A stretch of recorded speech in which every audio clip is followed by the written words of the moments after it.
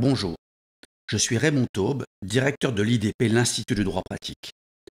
Les grands formats sur cette chaîne Questions de droit sont de vraies formations condensées. Prenez-vous une demi-journée, installez-vous tranquillement derrière votre écran, prenez des notes, revenez en arrière si nécessaire. Cette vidéo se destine au créancier qui veut recouvrer sa créance sans recourir au procès, ce qui ne fonctionne pas toujours.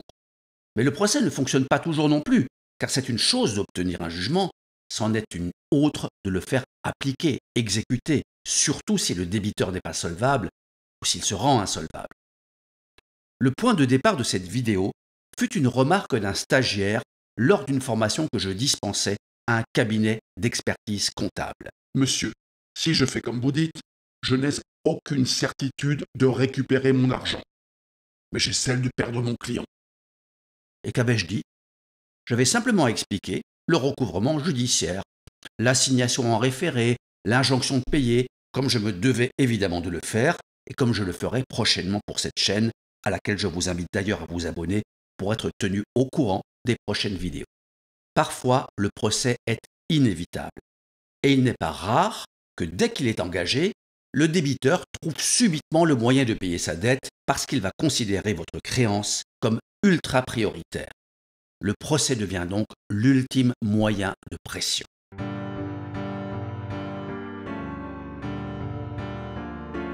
En principe, le client n'est pas celui qui commande, mais celui qui commande et qui paye. Sinon, il n'est qu'un débiteur. Mais ce que voulait dire cet expert comptable, c'est que le procès ne sert à rien si le débiteur, qu'il considérait donc toujours comme un client, ne peut pas payer. Et il voulait aussi dire que si ce client a des difficultés aujourd'hui, sa situation sera peut-être meilleure demain, comme elle l'était hier, lorsqu'il était un bon client. Ça me rappelle aussi ce que m'avait expliqué un agent du contentieux d'un organisme de crédit.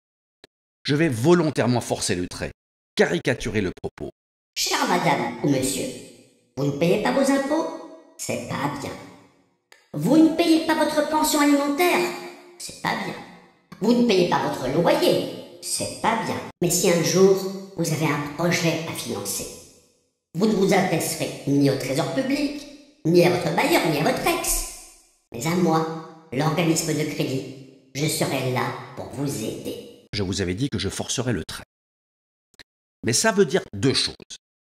D'abord que l'empathie, l'écoute de l'autre, pourquoi pas la gentillesse, même feinte ou stratégique, peut être un moyen de persuasion. Même s'il y en a évidemment d'autres, moins conciliants. Ensuite, ça nous dit qu'il faut convaincre le débiteur de vous payer en priorité, car il a souvent plusieurs dettes. Qu'il s'agisse d'un particulier ou d'un commerçant, le débiteur est rarement immédiatement en faillite, en cessation des paiements, en surendettement. En général, ne sont d'abord payés que ceux que lui estime avoir le plus d'intérêt à payer. Ça peut être pour des raisons objectives, comme certains fournisseurs sans lesquels on ne peut pas travailler. Ça peut aussi être parce que certains créanciers comme l'URSSAF ne plaisantent pas. Mais une raison, c'est aussi que certains créanciers savent convaincre, soit en étant sympathiques, soit en étant virulents, ou peut-être d'abord sympathiques et ensuite virulents.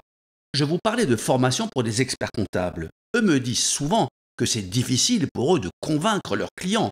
C'est difficile d'être considéré comme prioritaire. L'expert comptable doit par exemple convaincre son client que s'il devait déposer son bilan, il lui serait d'une grande utilité.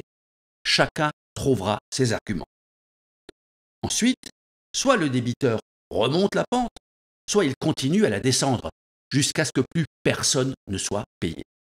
Ce qui est paradoxal, c'est qu'il faut à la fois être rapide et diligent pour espérer être payé avant une déconfiture totale et qu'il faut essayer d'éviter le procès, donc laisser au débiteur un peu de temps. Mais là, nous verrons un peu plus loin dans cette vidéo qu'on peut proposer au débiteur de lui épargner le procès parce qu'il rendra lui-même le jugement qui le condamnera. Vous me suivez? Dit autrement, on peut obtenir un titre exécutoire sans faire un procès. On verra ça. Mais finissons d'abord la première phase, celle de la relance précédant toute démarche judiciaire ou coercitive. Pour cela, le contact direct est à privilégier. Mais si vous dites à votre débiteur « mettez-vous à ma place » ou « que feriez-vous si je me comportais comme vous ?»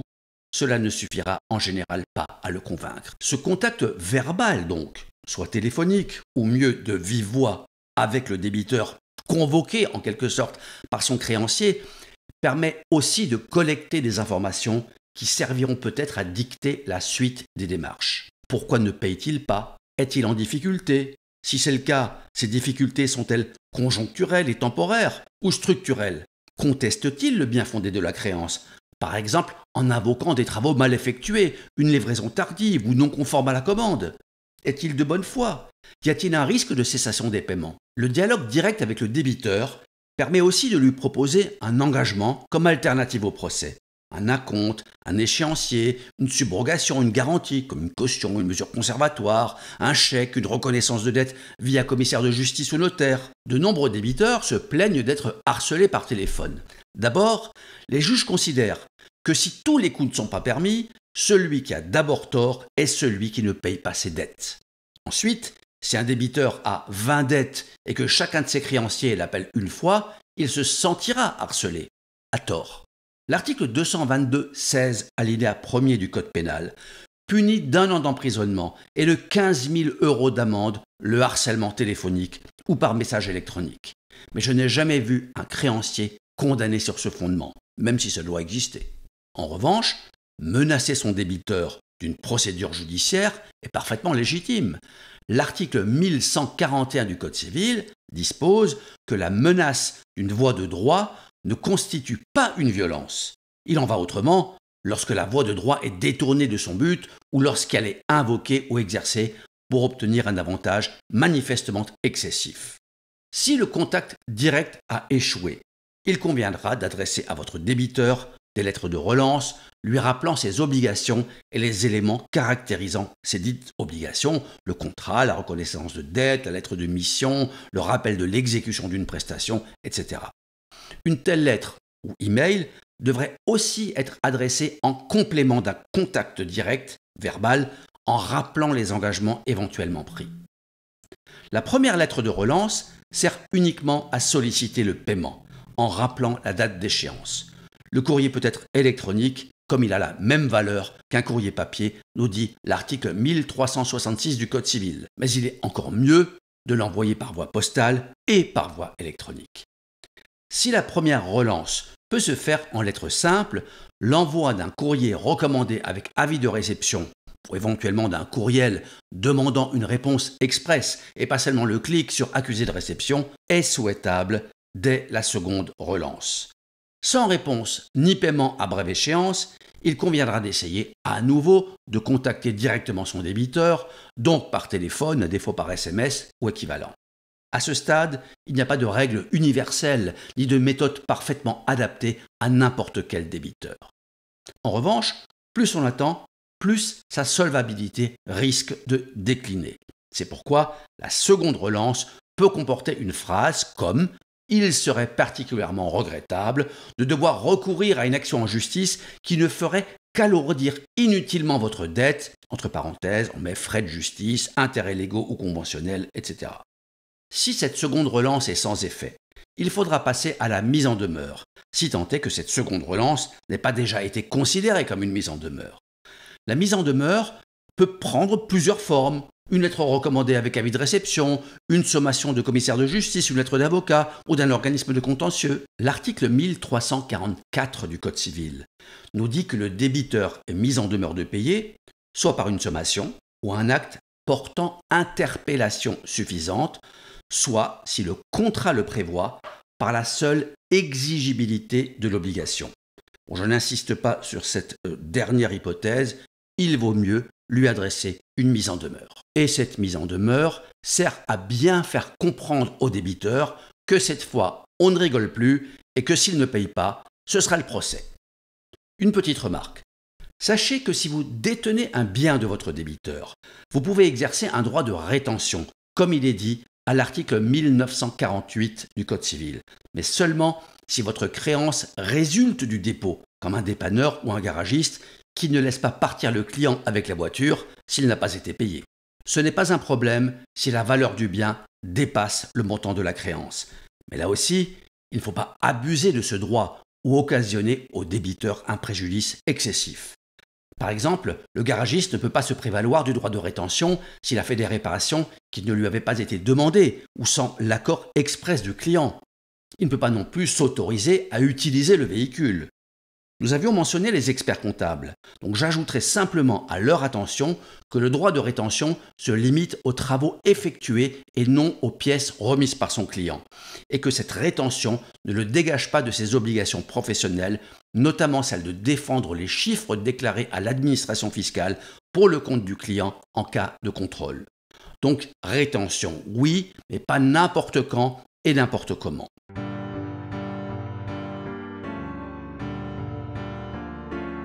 Nous en arrivons à ce qui est peut-être la partie la plus intéressante de cette formation, puisqu'il s'agit d'obtenir un titre exécutoire sans procès. Mais c'est encore mieux d'être payé sans être obligé de se procurer un titre exécutoire. Le but du procès est précisément d'obtenir le fameux titre exécutoire, qui permet de faire payer le débiteur qui ne s'exécute pas spontanément.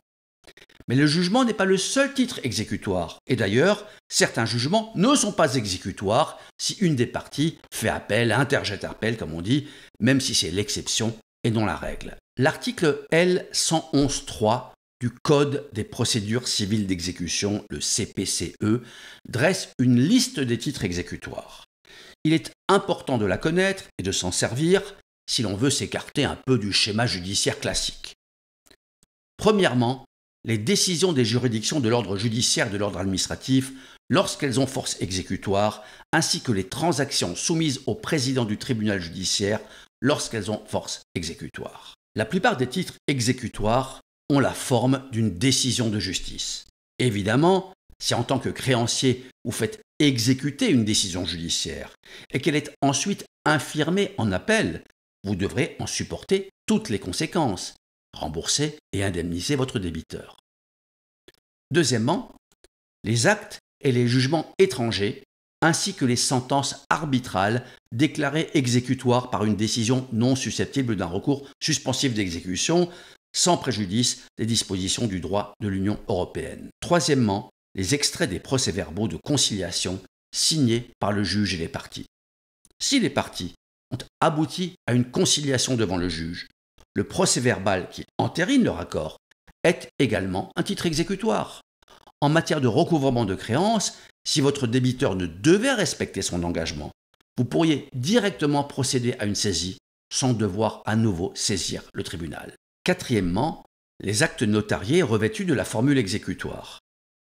Le titre exécutoire peut aussi prendre la forme d'une copie d'un acte notarié qualifié d'acte authentique. C'est pourquoi la reconnaissance de dette faite devant notaire permet aux créanciers de faire délivrer par un commissaire de justice un commandement de payer et de pratiquer toute saisie qui lui plaira sans avoir à engager préalablement une procédure judiciaire. Cinquièmement, le titre délivré par l'huissier de justice en cas de non-paiement d'un chèque ou en cas d'homologation de l'accord entre le créancier et le débiteur dans les conditions prévues à l'article L121.1 du Code des procédures civiles d'exécution. Le chèque est assimilé à un paiement comptant, en espèces. Jusqu'en 1992, payer au moyen d'un chèque sans provision était un délit pénal. Le banquier adressera le chèque rejeté à son bénéficiaire, lequel disposera alors d'un délai de 30 jours pour demander au banquier de lui délivrer un certificat de non-paiement. Le banquier devra le lui adresser ou remettre dans les 15 jours de sa demande. Le créancier pourra alors demander à un commissaire de justice de signifier le certificat de non-paiement à l'émetteur du chèque, cette signification valant commandement de payer. Il peut également procéder par lettre recommandée avec avis de réception, à défaut de paiement dans les 15 jours qui suivent la notification, qu'elle intervienne par lettre recommandée ou par signification du commissaire de justice. Le dit commissaire de justice délivre au créancier un titre exécutoire, lui ouvrant la porte des voies d'exécution, donc des saisies, sans aucune autre procédure préalable. Quant à l'accord entre les parties, elle est visée à l'article L125.1 du CPCE qui nous dit « Une procédure simplifiée de recouvrement des petites créances peut être mise en œuvre par un huissier de justice », là ils n'ont même pas encore changé la terminologie commissaire de justice, donc par un huissier de justice, à la demande du créancier pour le paiement d'une créance ayant une cause contractuelle ou résultant d'une obligation de caractère statutaire et inférieure à un montant défini par décret en Conseil d'État. Ce montant est de 5 000 €. Cette procédure se déroule dans un délai d'1 mois à compter de l'envoi par l'huissier, par le commissaire de justice, devrait-on dire, d'une lettre recommandée avec demande d'avis de réception ou d'un message transmis par voie électronique invitant le débiteur à participer à cette procédure. L'accord du débiteur, constaté par l'huissier de justice, suspend la prescription, qui est le délai dont dispose le créancier pour réclamer ce qui lui est dû. J'y consacre une vidéo. L'huissier de justice, qui a reçu l'accord du créancier et du débiteur sur le montant et les modalités de paiement, délivre alors sans aucune autre formalité un titre exécutoire. Les frais de toute nature qu'occasionne la procédure sont à la charge exclusive du créancier. C'est une quinzaine d'euros au départ, puis une trentaine si le créancier accepte, et quand il paye, encore 21,28 € jusqu'à 188 € pour le montant de la créance, ces chiffres étant ceux de l'année 2025. Pour les années suivantes, vous vérifierez le cas échéant. Si la créance dépasse 188 €, lorsque le débiteur paye, le commissaire de justice va prélever une somme en fonction d'un barème par tranche, comme vous le voyez à l'écran, donc là pour 2025. Par exemple, pour une créance de 1 000 €, ça vous fera quand même plus de 100 € en plus des sommes forfaitaires qu'on a vues. C'est un peu bizarre que ce soit le créancier qui paye, car en général, les frais d'exécution sont à la charge du débiteur saisi. Mais là, c'est un peu spécial, puisque le créancier fait l'économie du procès et obtient un titre exécutoire directement délivré par le débiteur ou avec l'accord du débiteur. Mieux vaut tenir que courir, même si ce titre n'est pas une garantie de solvabilité. On remarquera que pour une reconnaissance de dette devant notaire, rien n'est précisé quant au paiement. En tant que créancier, j'aurais tendance à dire « je vous fais une fleur, je vous fais pas de procès, mais vous payez l'acte notarié ». Mais en réalité, comme avec le commissaire de justice, je me fais surtout une fleur à moi en me procurant un titre exécutoire sans procès. Notez aussi que chez le notaire, ça fonctionne pour n'importe quel type de créance sans limite de montant. Sixièmement, les titres délivrés par les personnes morales de droit public qualifiées comme telles par la loi ou les décisions auxquelles la loi attache les effets d'un jugement. Ce titre prend le plus souvent la forme d'un avis de mise en recouvrement exécutoire délivré par l'administration fiscale, qui est donc dispensée d'engager une procédure judiciaire pour faire condamner le contribuable et peut procéder directement à l'exécution forcée. Mais comme je présume que vous n'êtes pas comptable du Trésor, nous ne nous étendrons pas sur ce point. Septièmement, les transactions et les actes constatant un accord issu d'une médiation, d'une conciliation ou d'une procédure participative, lorsqu'ils sont contresignés par les avocats de chacune des parties, est revêtu de la formule exécutoire par le greffe de la juridiction compétente. Les pouvoirs publics veulent encourager les modes alternatifs de règlement des conflits et dans certaines hypothèses, il faut même le faire avant de saisir éventuellement la justice. Cela mérite une vidéo à part entière. Ici, je me contenterai de vous renvoyer à l'article 751 du Code de procédure civile qui mentionne les hypothèses où cette tentative est obligatoire. Il y a d'autres hypothèses, notamment la médiation visée aux articles L 612-1 et suivants du Code de la consommation dans certains litiges entre un professionnel et un consommateur. Notez aussi que ces modes alternatifs impactent les délais de prescription, comme je l'évoque d'ailleurs dans la vidéo que j'avais déjà mentionnée. Venons-en à la dernière partie de cette formation, les garanties conventionnelles, la subrogation et la cession de créances.